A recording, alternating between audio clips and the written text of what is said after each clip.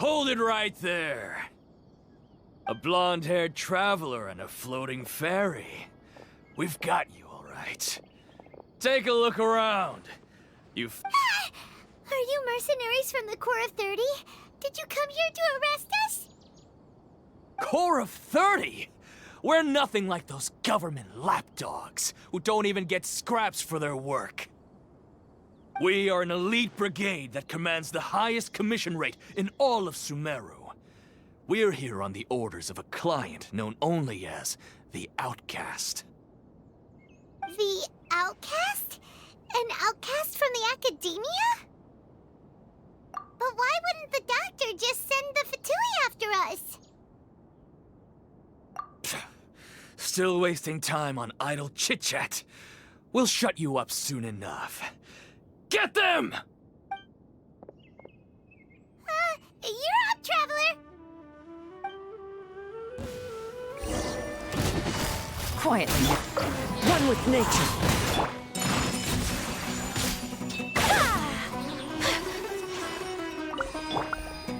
Game's up. Fun's over. The wind knows me. Take flight! It isn't over yet! Here comes reinforcements!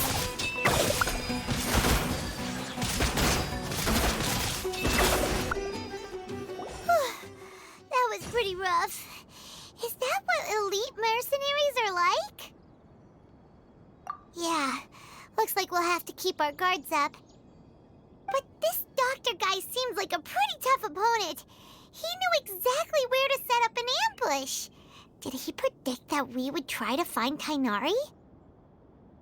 Going up against smart people is tough. Anyway, let's keep going.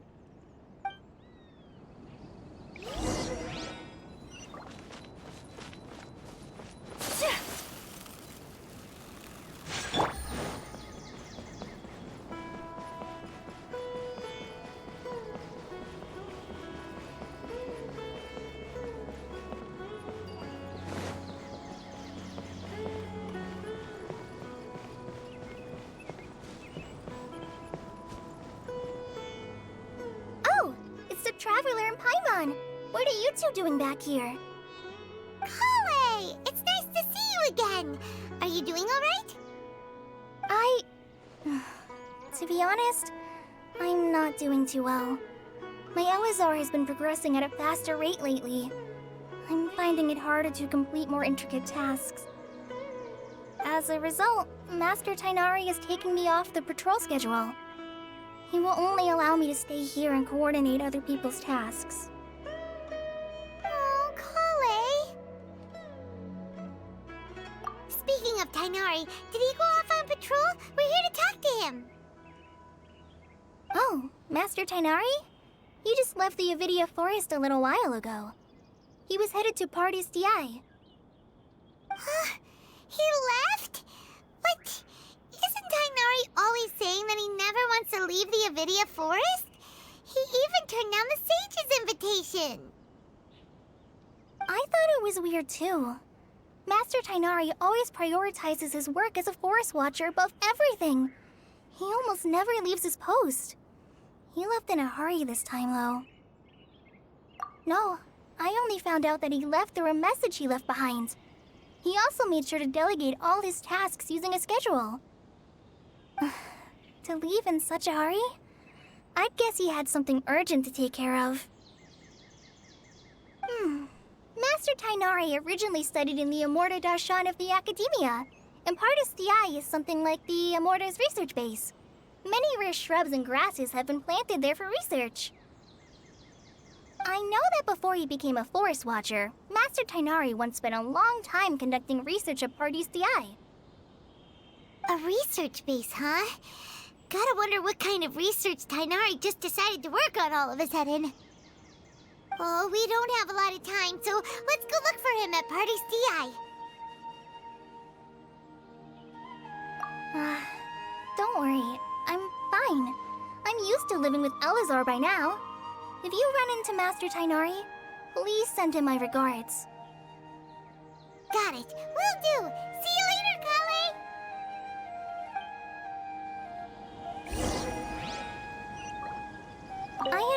made up my mind, to be honest with you.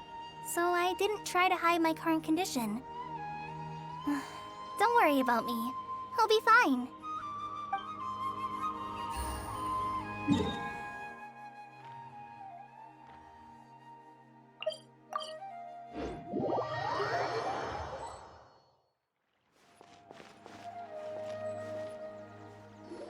Wait!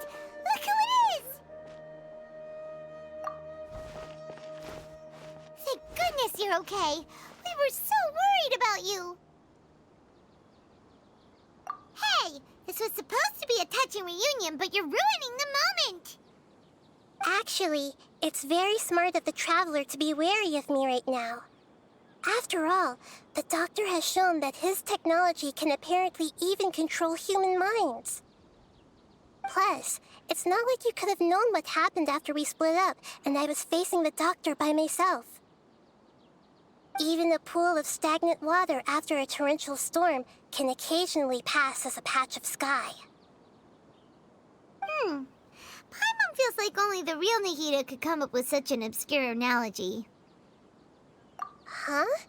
But I wasn't trying to win your trust or anything. All I wanted was to clarify my point. Well, we understand that point now. Please, Nahida, tell us more about what happened. Are those poor people all right? When you left, I was still in the middle of restoring everyone's minds. Thankfully, when the doctor mentioned depositing information into the subconscious, he didn't mean engraving information into their minds. Instead, he did something closer to creating hallucinations. That was still within my power to fix. Luckily, I managed to finish my restorations and mind jump away from him just as he was about to capture me.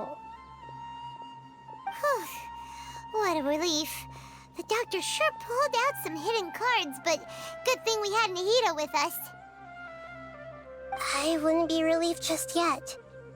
I gave away my true identity when I restored everyone's minds, which means we've lost another one of our trump cards. Also, the doctor is already an expert at modifying Akasha terminals. Maybe it's only a matter of time until he captures my consciousness inside the Akasha. Would that mean you'd no longer be able to jump between minds?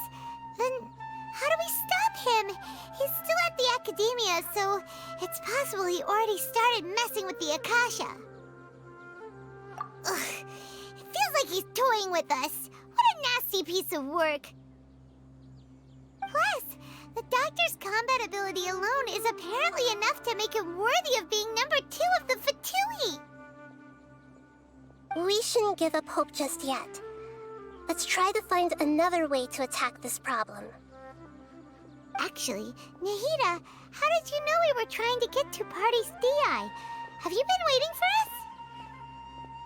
Yes, I have. I can see the traveler's elemental energy, so I deduced your destination by looking at the direction you were moving in. You didn't come here for sightseeing, right? Did you find any leads? We're looking for a scholar we know. His name is Tighnari, and the sages once tried to reach out to him. Why don't you come inside with us and see what we can find? Okay, let's just hope we won't get him into trouble.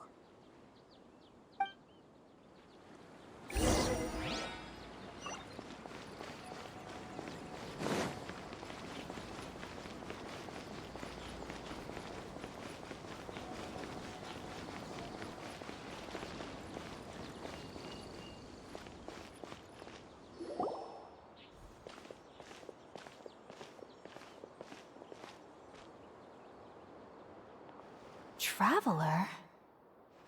It is you! Ah! The voice!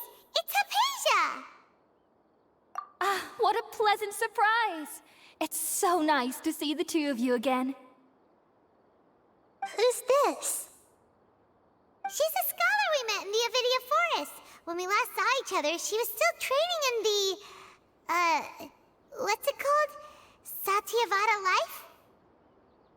Oh, I see. That's right, we're old friends. You've come at just the right time. Ever since I've come here, hardly anyone has even talked to me. Haypasia, you're way too excited about this. Actually, for you to leave the Avidia Forest means... you're not in training anymore? Wait, no. Did you already finish your training and reach Pariporna life? What do you think? My consciousness has already managed to make contact with the divine. You did it! Congratulations! It's so exhilarating to share this sublime joy with others at long last! When my consciousness made contact with the gods, what a supreme and unparalleled experience that was! That sounds incredible! Oh, all right. Actually, please wait. I haven't forgotten my promise to you. Remember?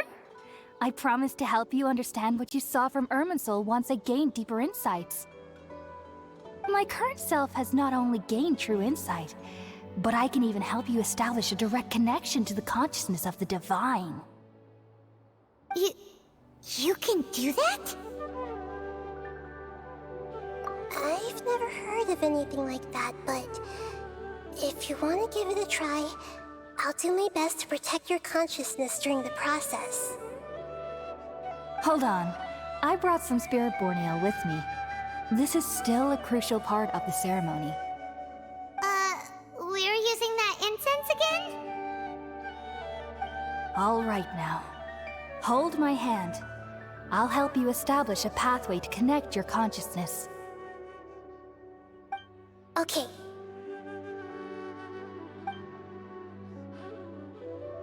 Ready?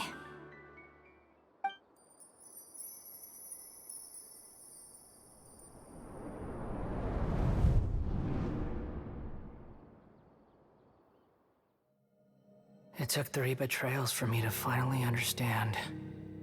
The world is just an elaborate tapestry of lies. My fury will never be quelled. The first to betray me was a god. My creator. My mother. Valuing strength above all, she saw no worth in me and I was discarded. The second was a human. My family. My friend. Consumed by fear, he saw me as an abomination. The third was one exactly like me. A hope for the future. A fledgling barely out of the nest. Powerless before his mortality, he broke his promise to me. Humans, they can't be trusted. And the gods fill me with pure loathing. So I said good riddance. I denounced the world and laugh in its face. My chest will never again be defiled by worldly filth. I will scrub away every last trace of human emotion. Then it will be empty, a blank slate, and ready to receive a supreme gnosis, brimming with pure divinity.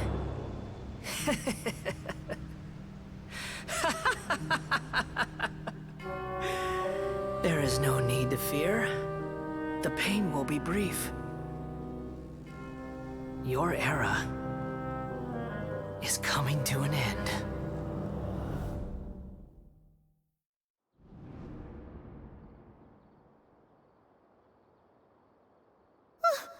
What was that? Did we actually just see the Balladeer's memories? Everything matches what we know about him. But how is he connected to the divine consciousness that Haypasia was talking about? You saw it, right? You felt it, right? Such a majestic god! Such a noble will! Such sublime emotion! Alas, shame. If only that which beats within my chest wasn't a filthy mortal heart. Oh, great and merciful God, please grant me forgiveness and salvation. Do you understand now? I'm afraid this is no Purna life, but rather... Ah! You... Why are you so mean to me? Why is everyone hiding from me? I found divine wisdom. Shouldn't I receive praise and honor? Haven't I uncovered that light in the darkness? Hypasia? That's how I always thought everything should be. Wait. Have I... already lost my mind?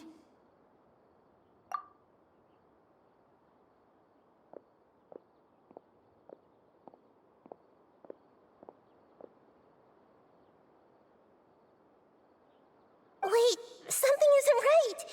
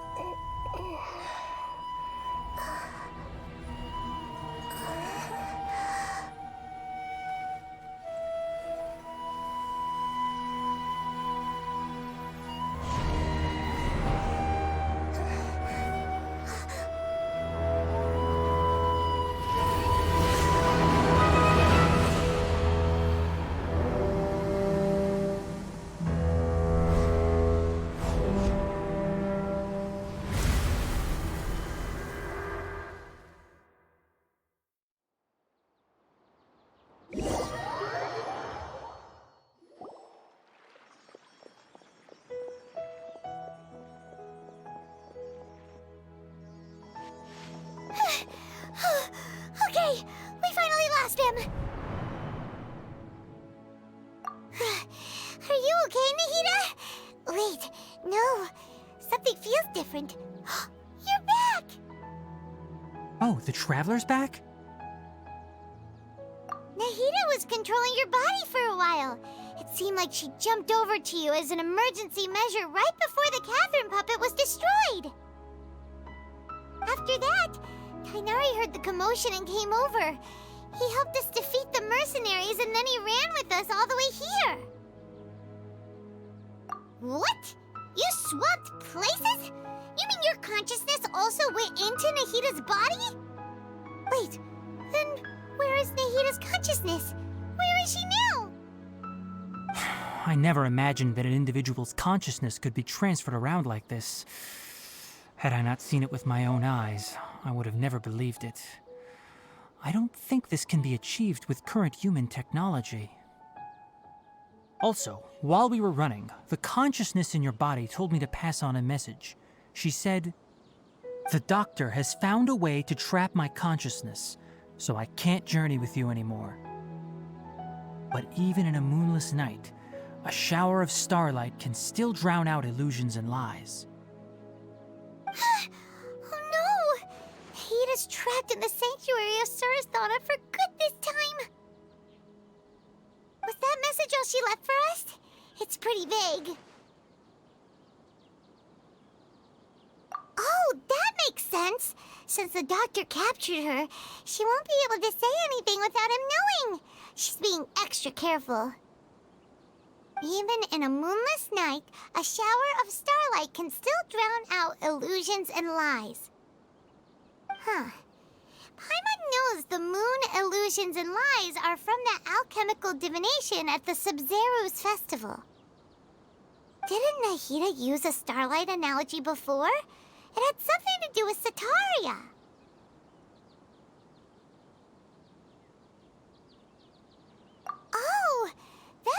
lot of sense. Huh. Do you think Nahida was telling us to go find help in the desert? But she isn't with us anymore. Think we'll be okay? Paimon, you said Sanctuary of Surasthana. Does this mean that this Nahida you're talking about, the consciousness who is occupying the traveler's body, is the Dendro Archon? Your guess is correct, but the situation's a bit complicated, so it's really hard for us to explain right now. That's all right. A scholar's curiosity doesn't need to be appeased right away. As for the complicated nature of the situation, safe to say I have witnessed that for myself. I've spent some time with you, and it looks like the Dendro Archon's also on your side, so I trust you. Thank you, Tighnari. Oh, actually, we came here to ask you a question. What do you know about the project that the sages have been working on? Ah, that. While I was indeed invited to join that project, the sages were always secretive about its scope and goals, so I eventually declined. All I know is that that project has something to do with the restoration of Irminsul. Huh? Did you see something when you were in Nahida's body? What? Do you have any evidence?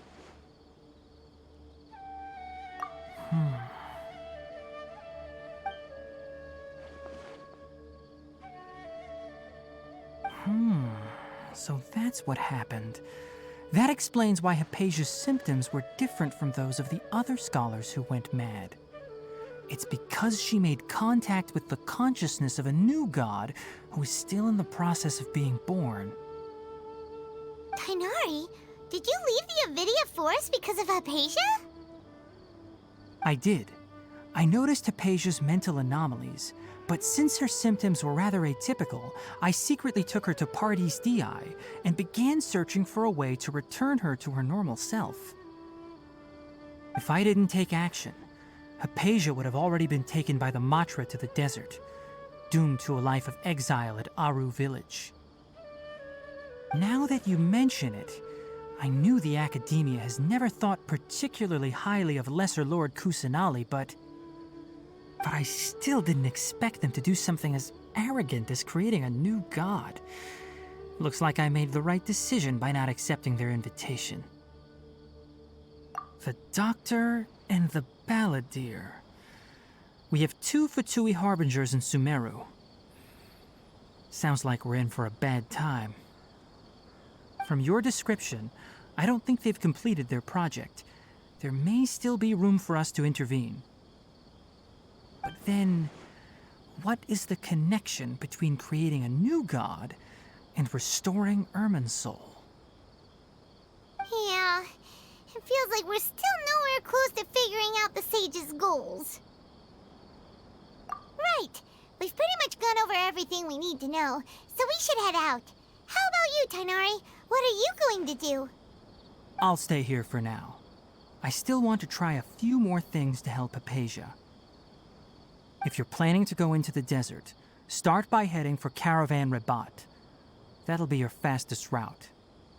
Come find me here if there's anything else I can do to help. May the spirit of wisdom go with you. Thanks, Tighnari. Hopefully Hypatia will feel better soon. We're off then.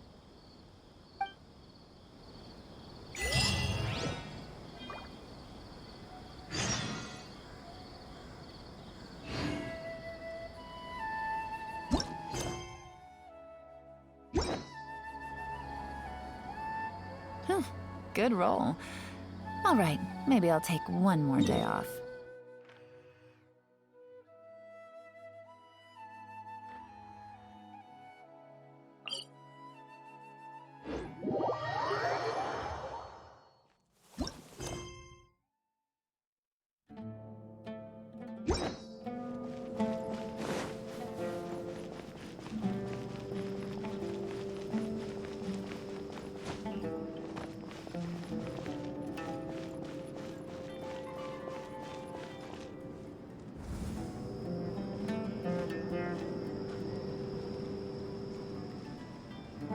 finally made it to Caravan Ribat. It's pretty lively here. So, just past this wall is the desert, huh? Oh, wow. Paimon remembers hearing people call this the Wall of Samiel. It's made to block sandstorms from the outside. Oh, if it's this tall, it's gotta be the divine work of Greater Lord Rukkhadevata, right?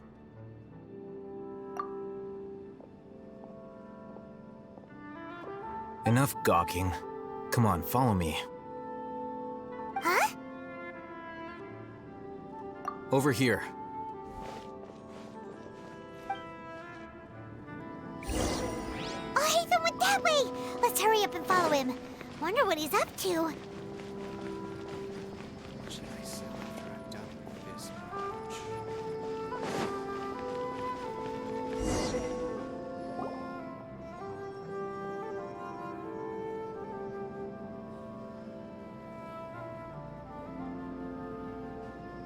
What the... Where did he go? How did we lose him? They were just here a second ago. More Aramite mercenaries? Who are they working for this time? Anyway, Traveler, it seems like we were being followed again. You were too careless. You should have noticed those hopeless amateurs trailing you a long time ago.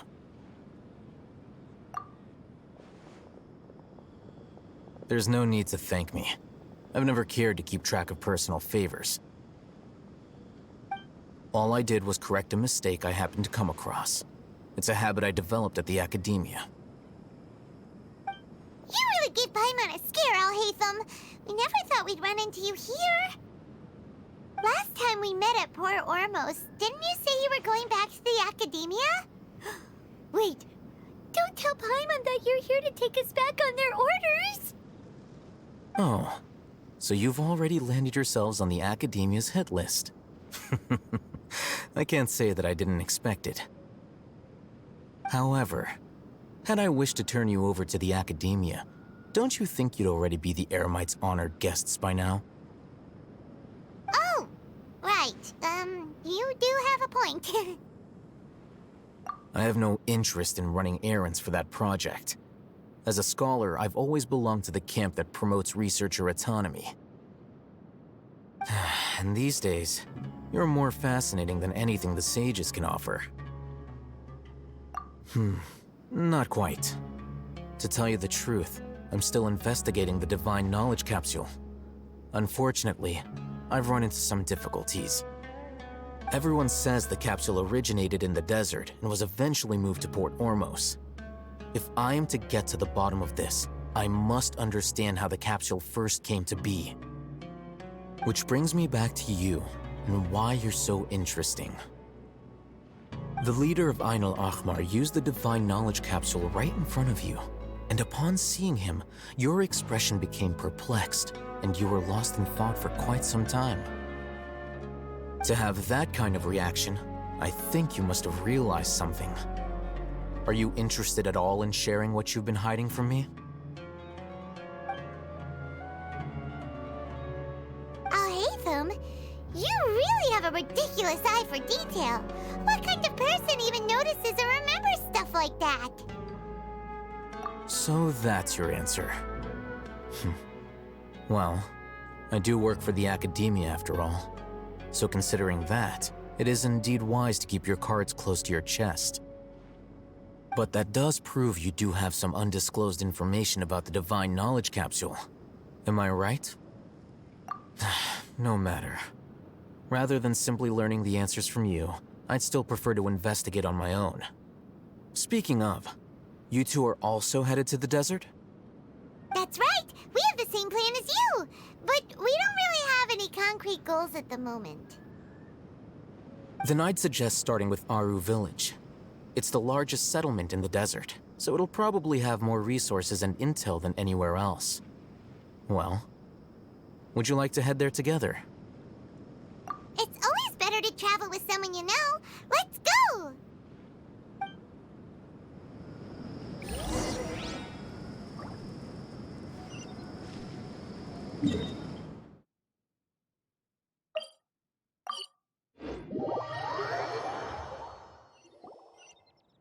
Before us lies Aaru village, the safe haven of the desert folk.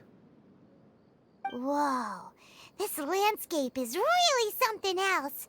What a cool place! Let's go check it out!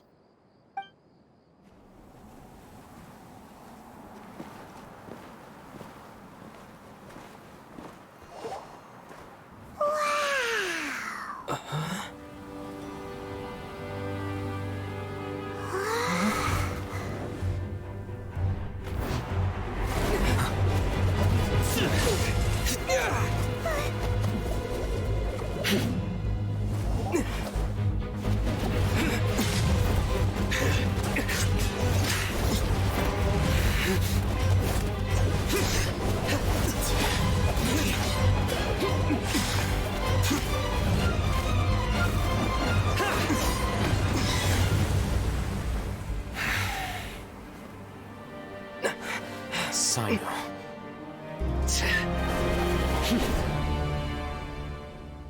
Unless my memory fails me, we have barely spoken 2 words to each other before now at the Academia. Would you care to enlighten me as to when and how I invited the General Mahamatra's wrath? Oh, Haytham. Do not think you can escape my judgment just because you managed to escape my attack. Judgment? So that's how you'd characterize your actions here, is it? Or would elimination perhaps be a more accurate description? Had I used my full strength, not even this traveler would have been able to stop me. Though styled like an assassination, I sought only to ensure that my target would be unable to flee or resist. Standard practice for the Matra, as well you know. Seemed to me more like your own personal touch. Who is that, Al-Haytham? Did you call him General Mahamatra? Yes. General Mahamatra Cyno, head of all the Matra at the Academia. He's a formidable hunter, and the ultimate nightmare for any who have committed academic crimes. You seem to have placed a lot of trust in Al-Haytham, to the point of blocking an attack for him. If I were you, I'd never choose to side with him. I wouldn't believe a single word that comes out of his mouth. I have been pursuing this scribe for a long time. I urge you, stand back and do not seek to defend him any longer. Otherwise, there will be consequences. Has Al-Haytham done something wrong? Paimon doesn't think he's as bad as you've made him out to be. I won't waste my breath explaining things. Al-Haytham, I saw it during our fight. Take it out. The divine knowledge capsule you're hiding on your person. Unless you want me to retrieve it for myself.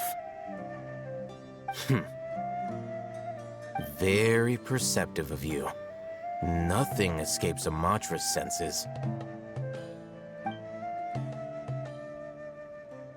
Wait, the divine knowledge capsule? Didn't it fall into the Matra's hands in Port Ormos? No wonder you speak with such confidence, Cyno. But I must admit, I'm very curious. What does this capsule mean to you? And why, as General Mahamatra of the Academia, are you all alone in the desert? As far as I'm aware, the other Matra have been speculating about your disappearance.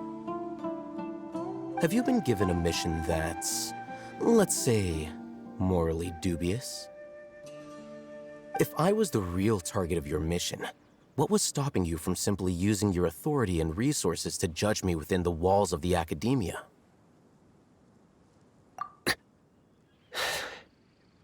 I should have known you'd be difficult to deal with. You two? Ugh! What should we do, Traveler? Paimon feels like we can't trust either of them! Ahem. Well, look at you two, acting all tough and self-righteous over there. Wait, Dia?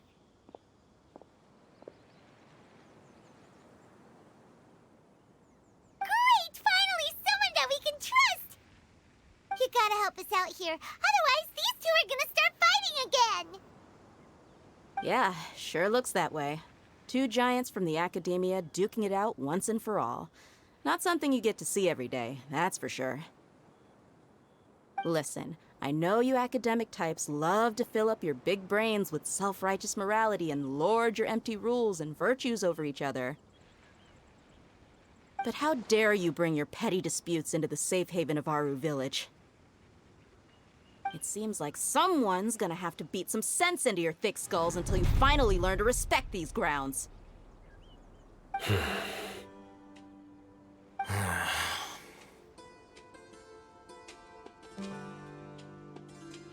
Hey, did either of you hear a word I just said?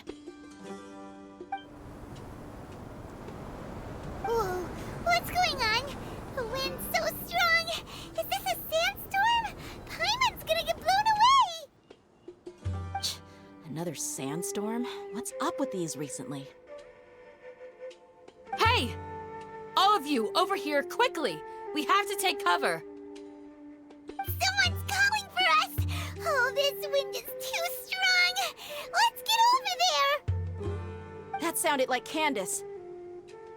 Come on, you two. Jeez, are all of you academia folks such hard work? Move it! All right, stop yelling.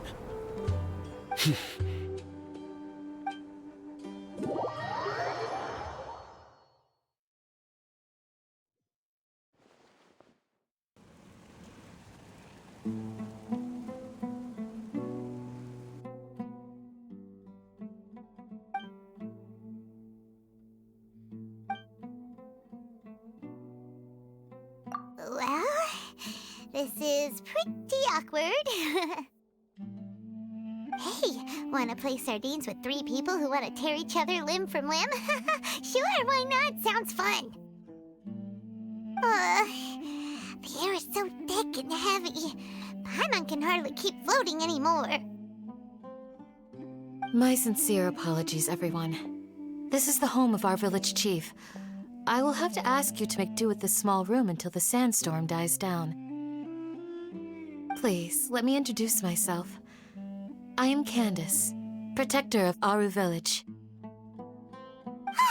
Our savior has come at last! Nice to meet you, Candace. The name's Paimon. Thank you so much for helping us. There's no need to thank me. It's only right to help each other when the weather gets rough. Wow, she's so gentle and caring, like a nice older sister. Unlike those guys over there. All right. Now that we're all better acquainted, we should return to the topic at hand. As a guardian charged with the responsibility to protect my fellow villagers from harm, I was observing your conflict from afar, even before the sandstorm started. And now that you have set foot within Aaru village itself, it is all the more my responsibility to make absolutely sure that you pose no threat whatsoever to us. So please, have an honest and sincere conversation with one another and put your hostile feelings to rest. If anyone dares to start anything again while they are under this roof, I will not hesitate to send them out for some quality time with the creatures of the sandstorm. Oh, on second thought, Paimon may have misjudged Candace's character. And that goes for you too, Miss Dia. Do I make myself clear? All right, we got it, Candace. That's what I like to hear. So, which of you will begin? I was supposed to be a mediator, but I might have gotten a little too involved just now. Anyway, one of those two should probably start talking. Wait, that was you trying to be a mediator? I have nothing to hide, so there's no shame in explaining myself. While all Haytham wasn't wrong about the other Matra not knowing my whereabouts, it's not because I've been assigned a morally dubious mission. Rather, I've chosen to exile myself. Huh? Exile yourself? A little while ago, I discovered that there was data missing in the Academia's project planning and development files. What little they did report clearly did not match the project's actual progress. As General Mahamatra, I had the responsibility and authority to request an audit.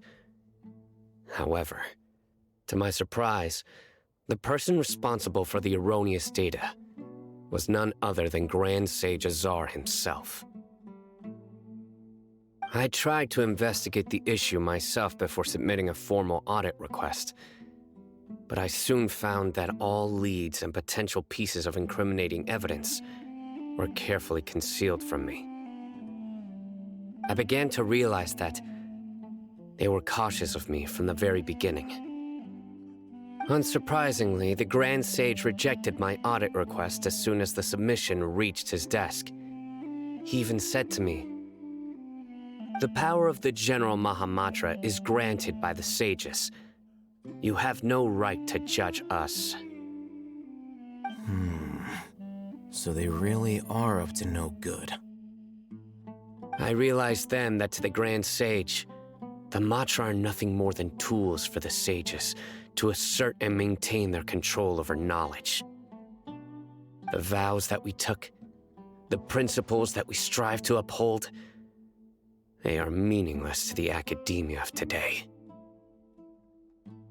I believed it would be wise to flee the academia before the sages had a chance to take action against me. This way, they can no longer see nor predict my actions. I will never give up on this investigation. There's no need for someone else to give me power or authority. Once I find the truth, I will administer judgment by my own name. Cyno seems to have the same goal as us. We're all investigating the sages. Plus, now that he's no longer the General Mahamatra, he somehow feels a lot less scary. Well, Cyno, if that's your story, then why did you see Alhaitham as a target? When I was investigating the matter in the academia, I overheard a conversation between Alhaitham and a sage. The sages asked you to investigate a blonde-haired traveler. Do you dispute this, Alhaitham? What? Like many parts of the project, this assignment was undocumented. Now throw in your suspicious behavior with the Divine Knowledge Capsule, and I think we deserve an explanation. Yes. I was indeed tasked with investigating the traveler. Alhaitham! After all, the promised reward was so great that hardly any scholar could have refused. The sage told me, once you've completed this assignment, I can give you a glimpse of divine knowledge. A most enticing offer. Unfortunately, those academics don't know me at all. Their words contained one key piece of information, namely that divine knowledge indeed exists. That gave me all I needed to know. From my perspective, the sages are far from trustworthy. Think about it. Isn't it a little strange they're so willing to share divine knowledge with anyone, even as a reward? So, I began my own investigation following the lead of the Divine Knowledge Capsule. In the end, I realized my wisdom in committing to this rather than collaborating with the sages. Had I been less guarded, I probably would have ended up like that Ain al-Ahmar mercenary, incapable of remaining sane for long enough to hold a conversation. You mean that the sages originally planned to dispose of you, using one of those capsules that drive people insane? I'd already given up on the assignment by then. I only told the academia I was waiting in Port Ormos for you to appear so they wouldn't suspect anything. So it came as quite a surprise when I encountered my erstwhile target while investigating the Divine Knowledge Capsule. Criminals do love to talk about coincidences. Even though I ran into the traveler by chance, I had no intention of providing assistance to the academia. Also, you should remember, You were the ones who decided to follow me and strike up a conversation after I left that tavern. That's true. Haytham helped us out at Caravan Ribat as well. Maybe he's telling the truth. I'm willing to apologize, if that's worth anything to you. I took the divine knowledge capsule behind your back because I judged its existence to be a significant risk. I felt that it would be best for no one to interact with it before it had been properly studied. After all, curiosity often proves to be the most dangerous thing in this land. You should be well aware, Scribe Haytham, that curiosity can also lead you to danger and suspicion. Answer me this. Did the sages share any information about their project with you? Have I not made myself clear? You and I are both distrusted by the academia. Do you really think they would tell me anything? Fine. Although you haven't completely proven your innocence, I won't regard you as an enemy, for now. As you wish. Good. I'm glad to see you two clearing up your misunderstandings. And now you, Dia. I believe it's your turn. Oh, sorry. Whatever the boys were talking about must have been so boring that I spaced out. My situation is pretty straightforward. My employer, Dunyarzad of the Homayani family, is friends with the Traveler and is currently recovering from her illness at home. I had nothing going on, so I decided to return to Aaru village for a visit. I was actually looking forward to a pretty exciting time getting back together with everyone here. But then I saw these two random guys in the middle of a pointless argument. It ticked me off, and things went downhill from there. Is that all? Well, I will admit that definitely sounds like your style. In that case, welcome back, Dia. That's more like it. I missed you all so much, Candace. Whoa! What was that sound? No need to worry. Now that you're no longer at each other's throats, please make yourselves at home. I'll take a quick trip outside to clear out some of those creatures in the sandstorm. Creatures? In the sandstorm? Are you sure you don't want some backup? Fighting in a sandstorm is not for the faint-hearted. Anyone without extensive training in these conditions is at a disadvantage. You needn't worry. Yeah, just leave him to Candace. Don't worry, she's as tough as they come.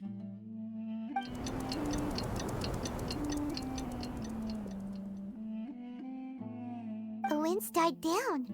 That means the sandstorm's over, right? Candace still isn't back yet, though. Is she alright? Maybe we should go out and check on her. When you put it that way, even I'm starting to feel a little worried. All right, let's go. We've been here long enough, and the boys are as chatty as the floor.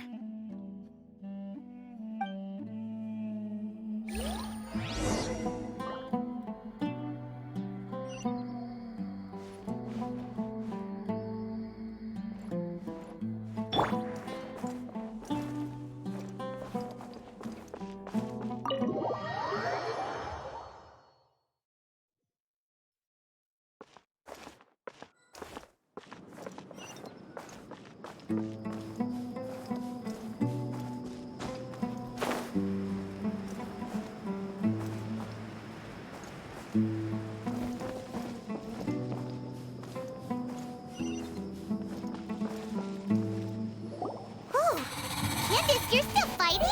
You've been out here dealing with these creatures the entire time? Yes. They just keep coming in waves. I've lost count of how many I've defeated. Before I realized it, even the sandstorm had stopped. Ah! Here comes another wave! Leave this round to us. I got interrupted earlier, but now I have something to take my anger out on. It's been quite a while since I've seen the Flame Mane in action. I'll leave these to you then. I'll be sure to put on a good show. Let's go!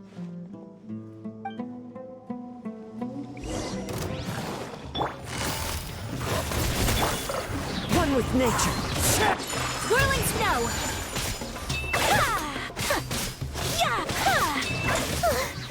Here comes another wave! When are they ever gonna let up?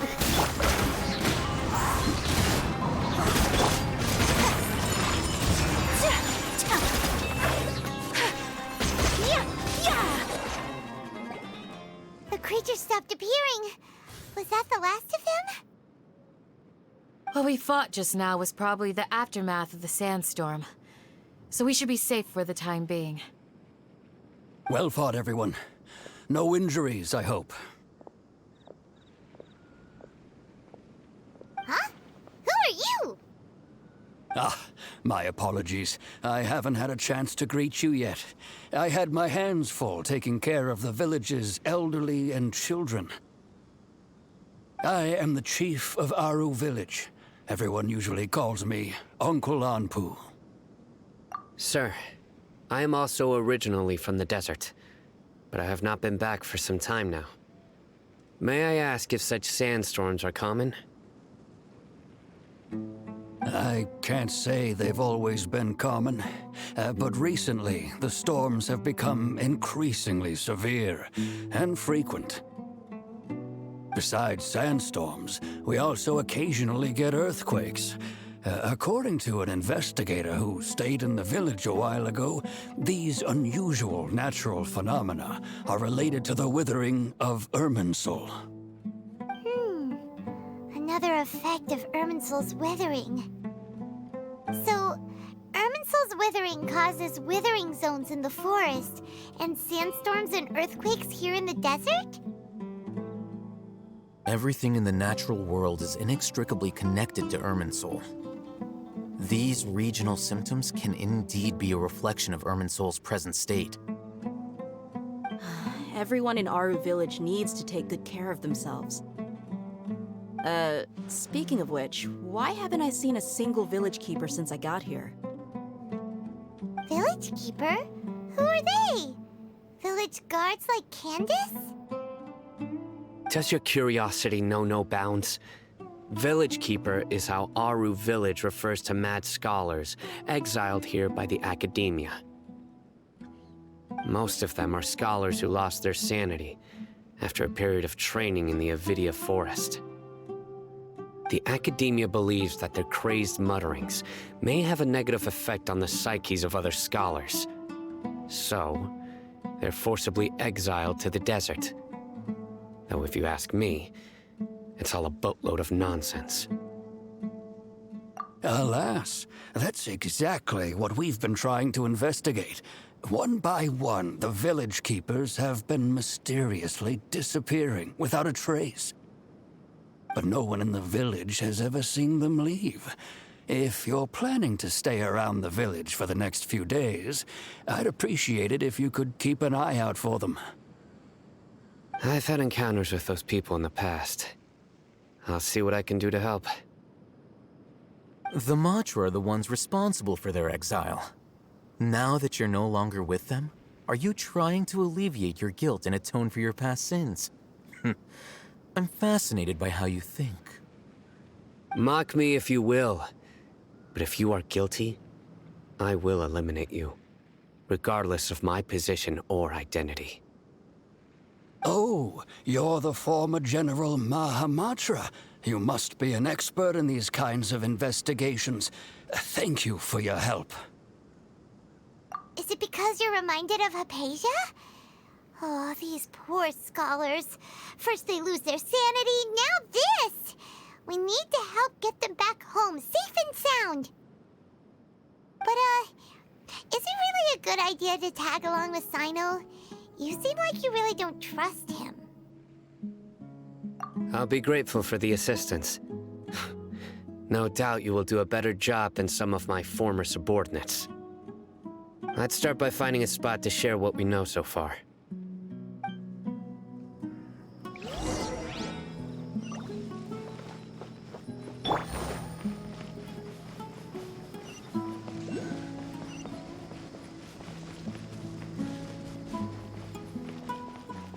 Take it easy.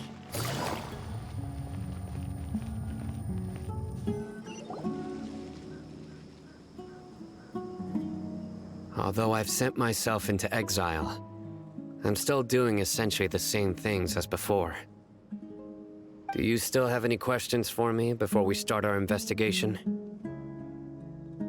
One of my former subordinates told me that this title has its origins in a strange incident. The Academia has long exiled mad scholars to Aaru village. A mysterious phenomenon exists here. When mad scholars first arrive, they are as incoherent and deranged as before. But after spending some time here, they invariably begin to calm down. Initially, the people of Aaru village greatly resented having to take in the mad scholars. But a strange incident one night changed that. Aaru village was struck by the strongest earthquake in living memory. Seeing buildings on the verge of collapse all around him, the then chief of the village was preparing to take everyone to safety. Suddenly, he noticed a mad scholar crouching in a corner, caressing the ground with his hands. A soft, green light radiated from him, like a divine glow against the backdrop of night.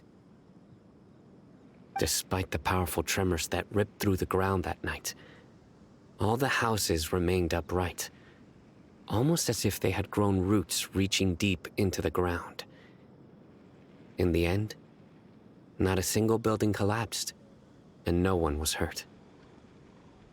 After that, the people of Aaru village treated the mad scholars with greater kindness, and began to refer to them as the village keepers. The soft green light? A mad scholar protecting Aaru village? What do you make of it, Traveler? Paimon thinks so too. Actually, Cyno, do you know if any of the mad scholars continued to wear their Akasha terminals at Aaru village?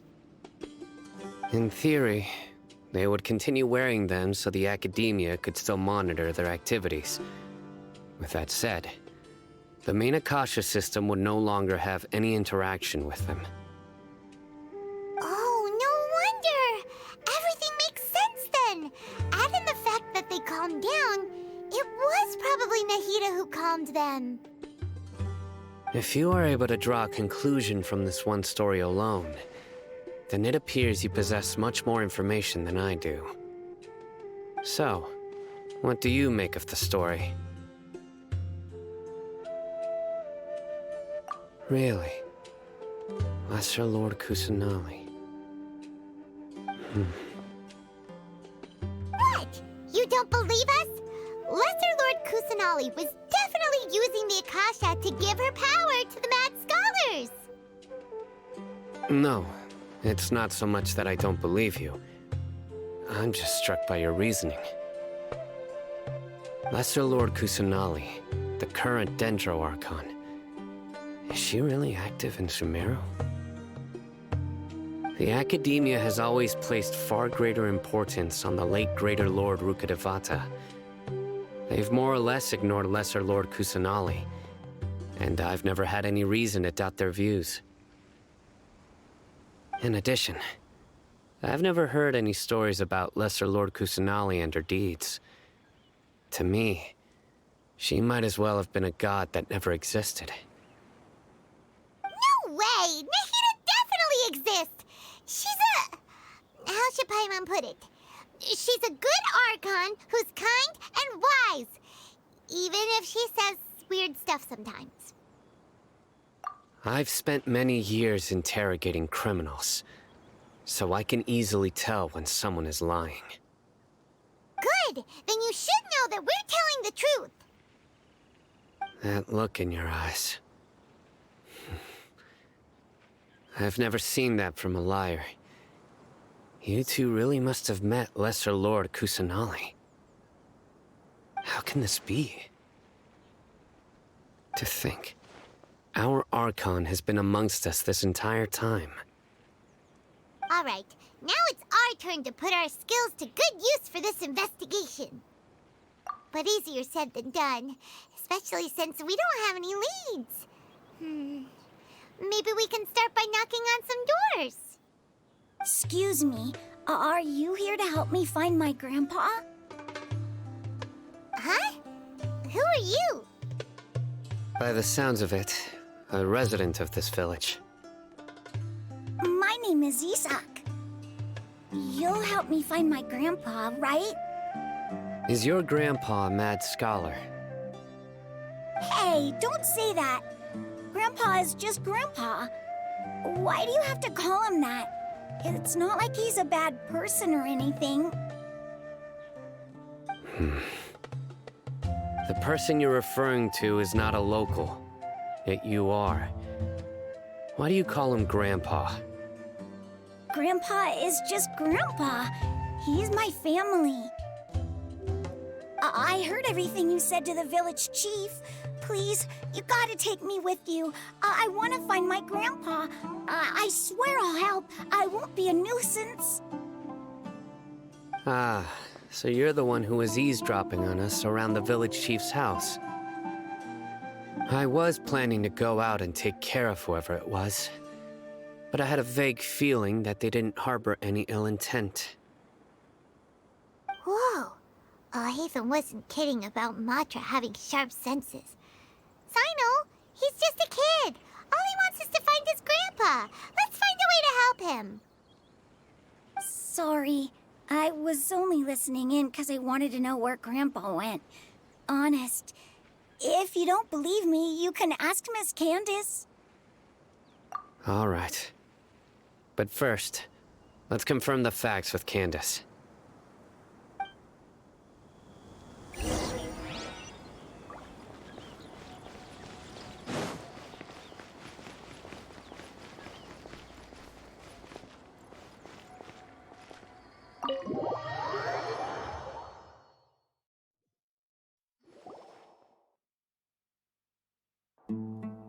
Cyno is super vigilant. Is this what all the Matra are like? Ah, you're back already. We just wanted to confirm something with you. Do you know a boy by the name of Isak? I had a feeling he'd go looking for you. Huh?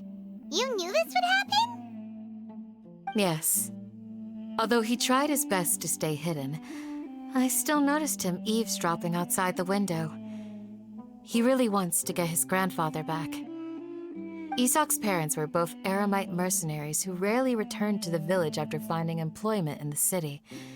He was raised by his grandfather. Unfortunately, it was only a few years before his grandpa passed away. Isak was still very young at the time, so various families in the village took turns caring for him so he could survive. Later, an elderly mad scholar arrived at the village.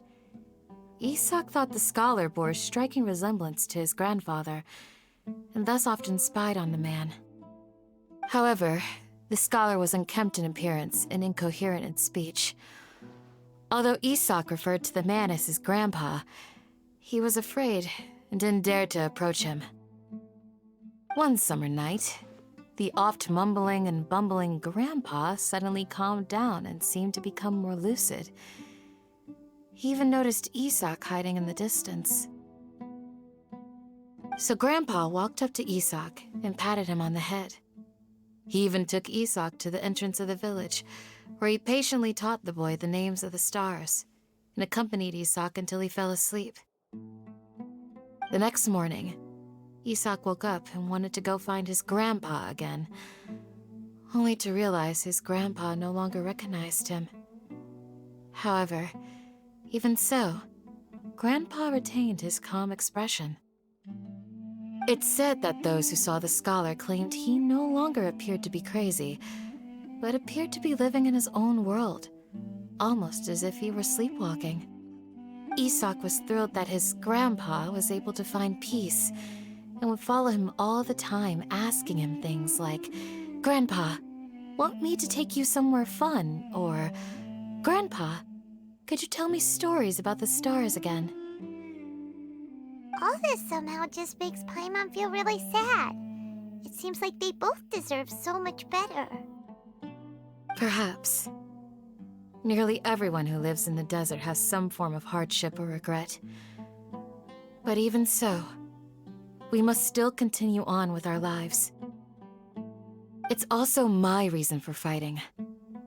I must continue to protect this land.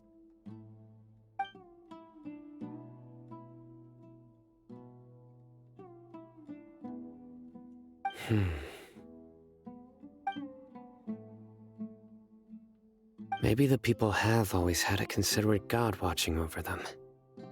Huh? What did you say, Cyno? No, nothing. As long as Esau keeps his word and doesn't get in our way, we can take him along. Perhaps you are more compassionate than I gave you credit for. Please accept my thanks on Isak's behalf, Cyno.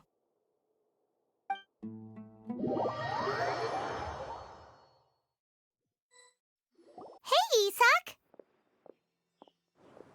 Oh, it's you guys! We've cleared everything up. Let's go find your grandpa! Really? Wow! Thank you so much! Yeah! All right. Let's ask the local residents some questions first.